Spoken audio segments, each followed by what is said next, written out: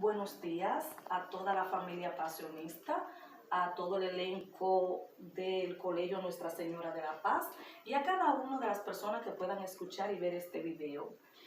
Recordamos que hoy 25 de noviembre se conmemora el 60 aniversario del asesinato de las hermanas Mirabal, nuestras heroínas, las mariposas. Y con motivo a esa fecha, pues también se conmemora el Día de la No Violencia contra la Mujer. Recordamos que la mujer es un ser maravilloso que Dios procreó con la finalidad de que sea una ayuda idónea para su esposo, para que se pueda multiplicar la tierra, para que sea hermana, para que sea hija, para que sea amiga. Por lo tanto, es un ser que debemos de cuidar y valorar.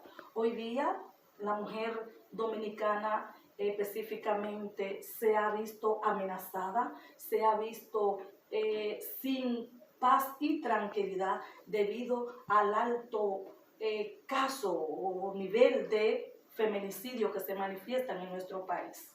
Y por eso los niños del primer ciclo realizaron un trabajo esperando que pueda llegar a cada corazón y a la vez impactar.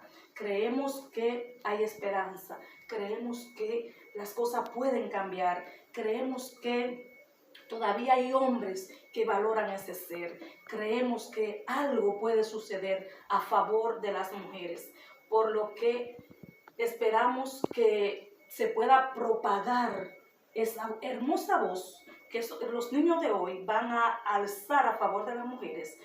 Creemos que se puede hacer un trabajo especial, cultivar desde pequeño en los niños el cuidado, el respeto, el valor y la no violencia contra la mujer. Esperamos que nuestro país pueda salir de ese pantano donde está inmerso en cuanto al feminicidio.